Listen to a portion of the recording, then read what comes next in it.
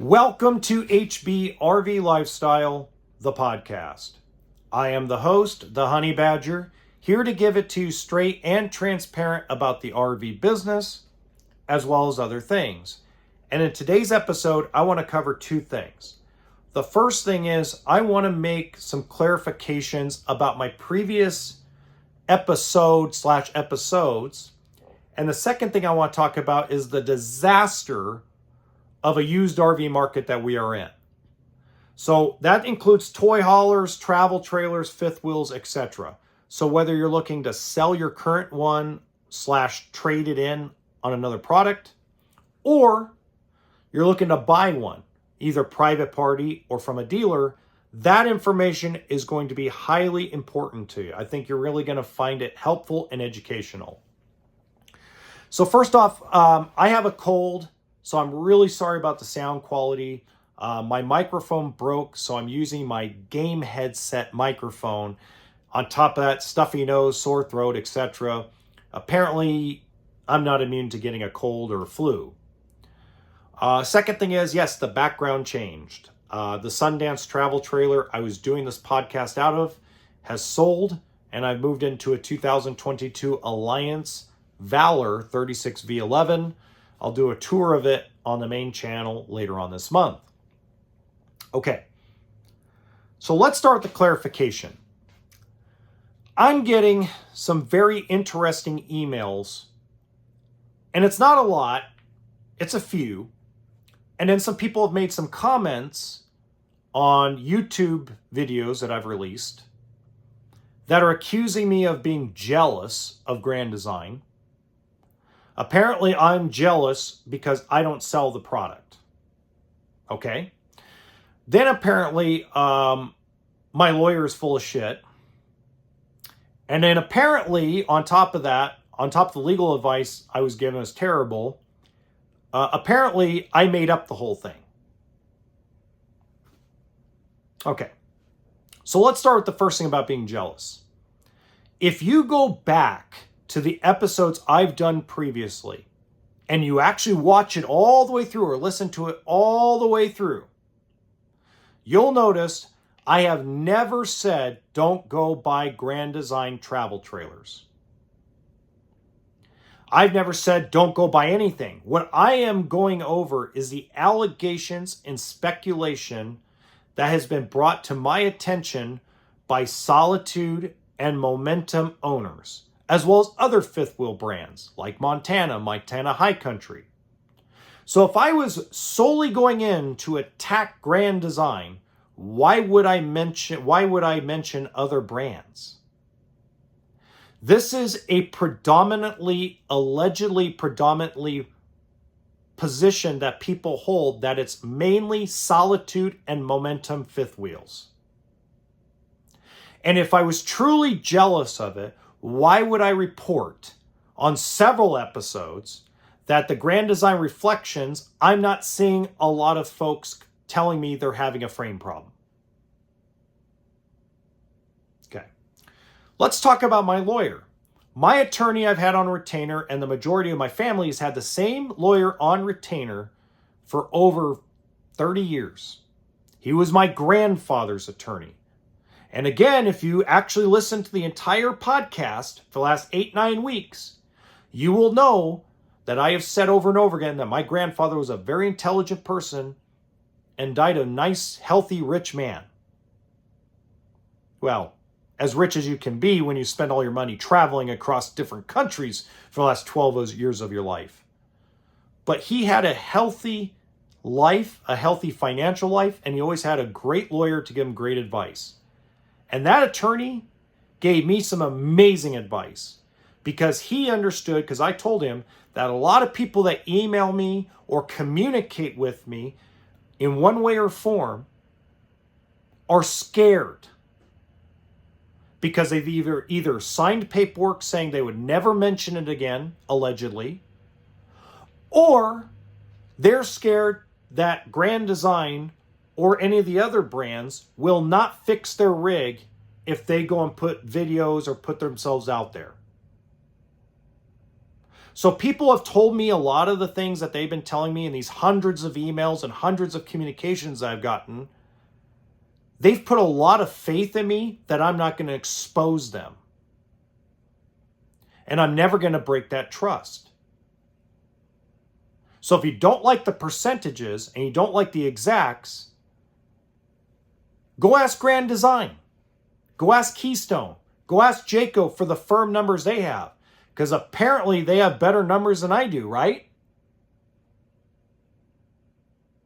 So all I talk about is the accusations and give you my perspective from the dealership side. That's all I do.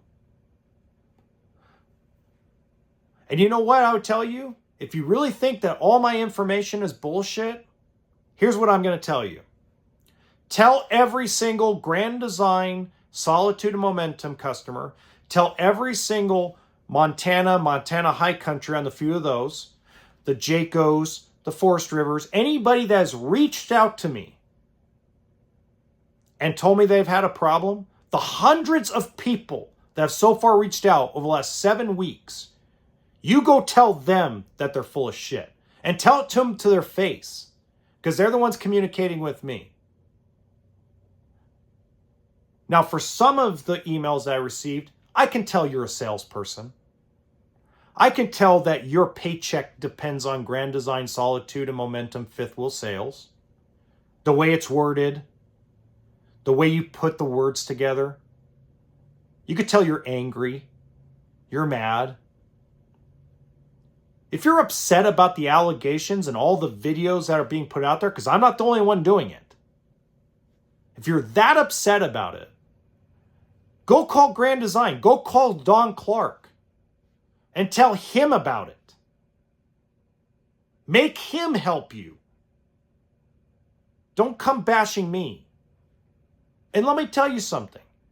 If you want to hear this. If it was my own product that I have on the lot, I'd call them out in a heartbeat. So I want to make sure that's perfectly clear. If I see any of the products I sell having that kind of catastrophic allegations, I'm going to call them out for it. You want to know why? Because I have no fucking skin in the game. Zero.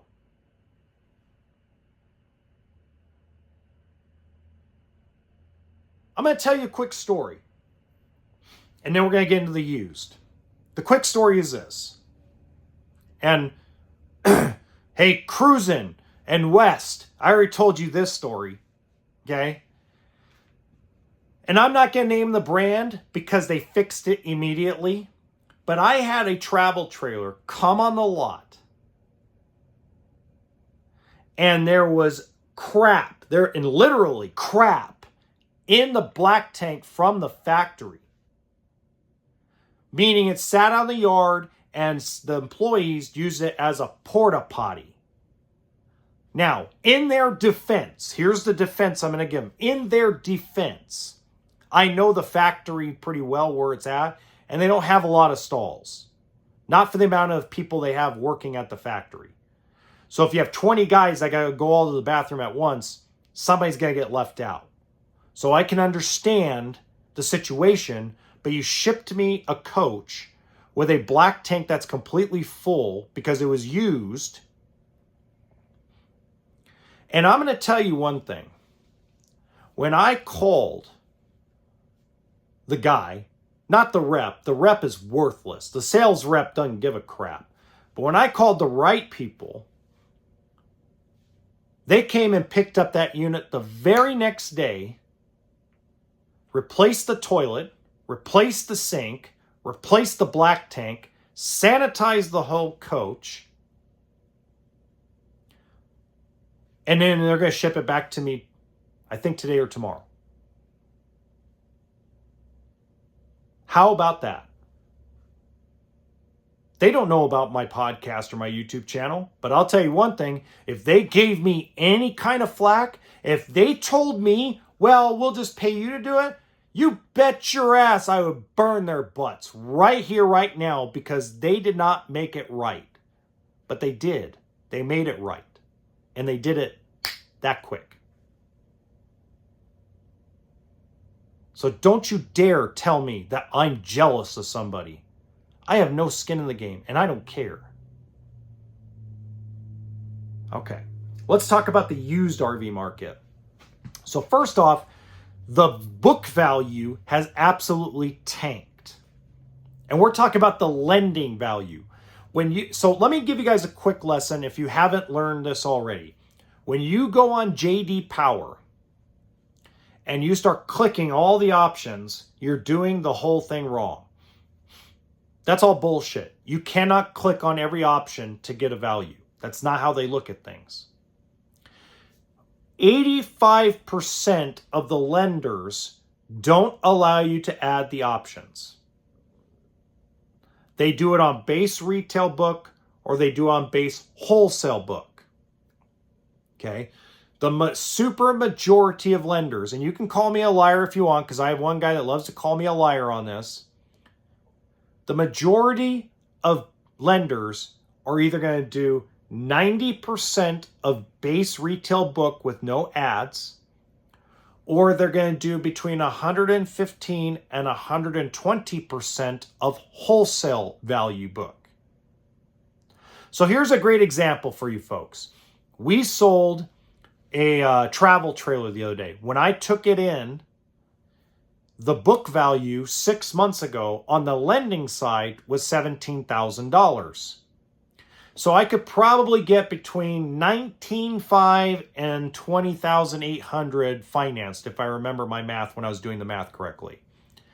So I took it in for $18,000 thinking, okay, if I can make a quick $2 or $3 grand, I'm good. I'm a turn and burn guy. I'm not trying to make 20 grand a copy on a travel trailer that's used. I'm trying to make a quick $2 or $3 grand and move on. Okay? Now, we just recently sold it. The lending book went down to $9,800. I lost $6,500 selling that trailer because I could only get around $11,500 financed. So you have to look at the perspective of things. I told a couple today, they had a beautiful front living fifth wheel, 2021. They owed $43,000. That's actually a pretty good position to be in. But I could only get about $37,000 to $38,000 financed on that coach on average. No matter if I had to use a credit union, a bank.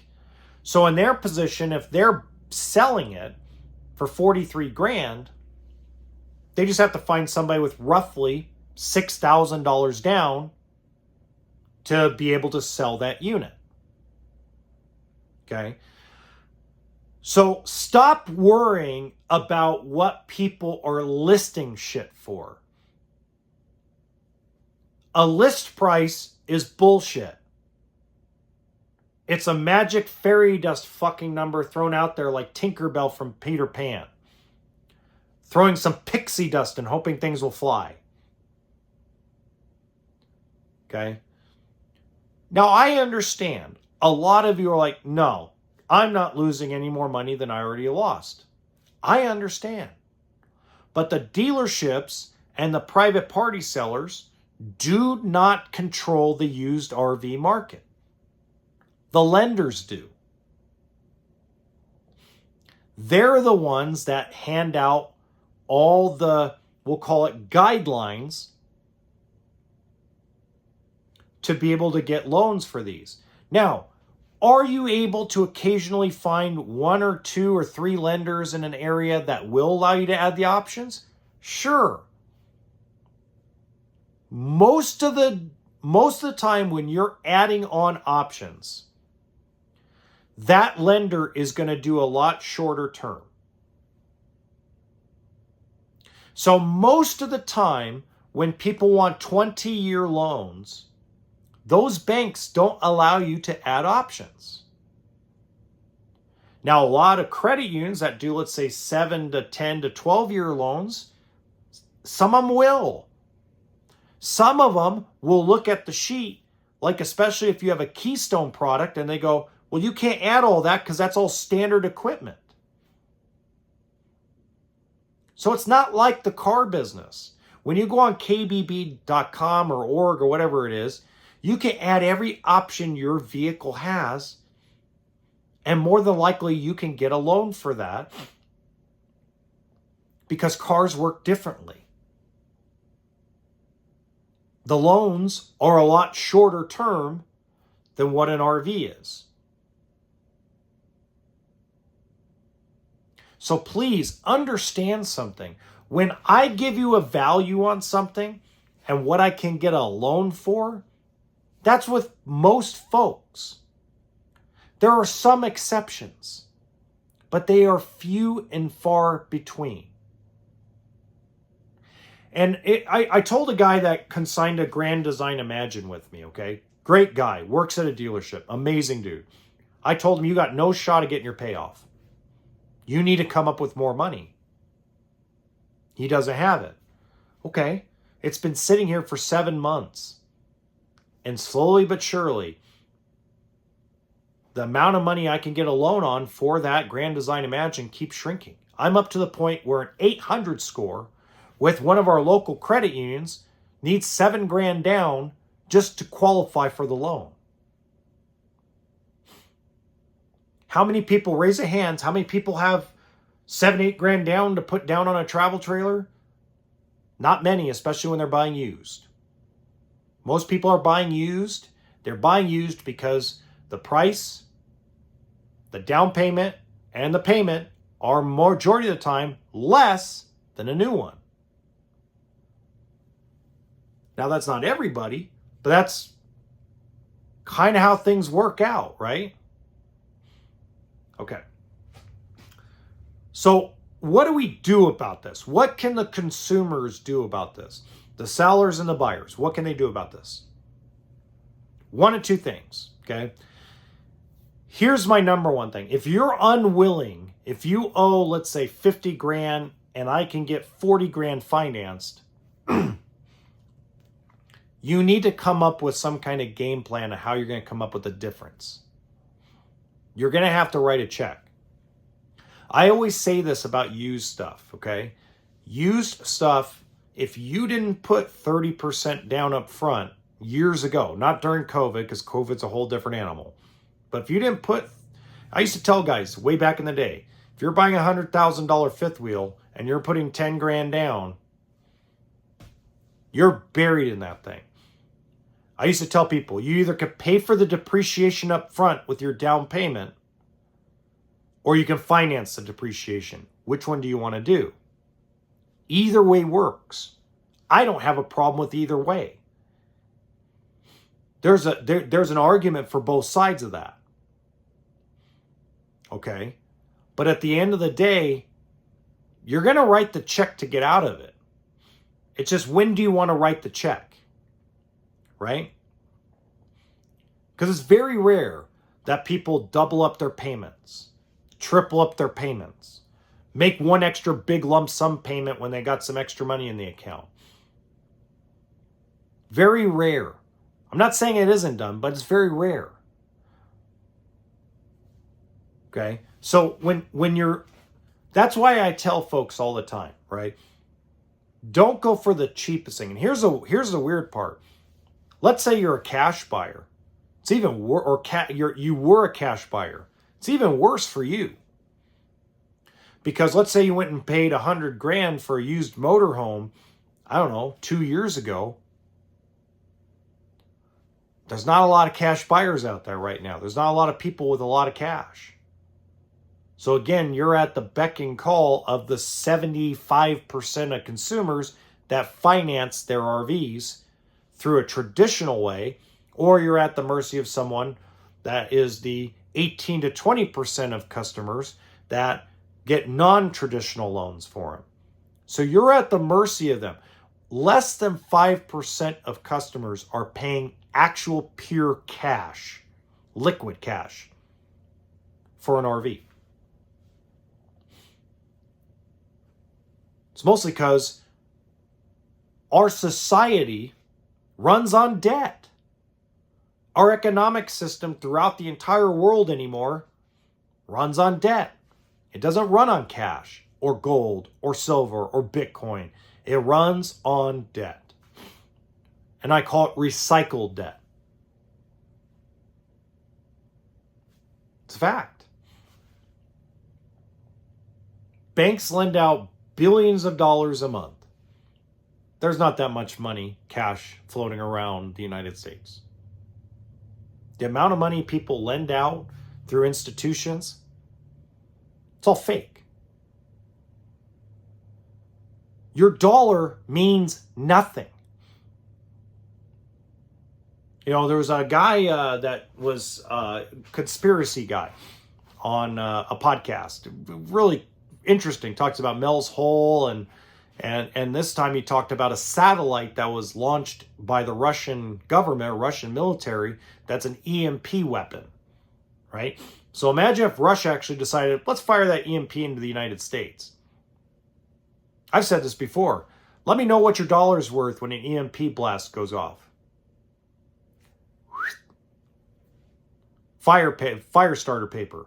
That's what it's worth. At that point, you might as well use it to light a fire so that way you can stay warm.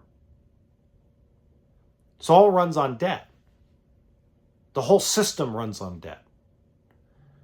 And for a lot of us that have figured it out, we use it to our advantage. So we can live a decent life. Some of us are just not taught, and I understand it.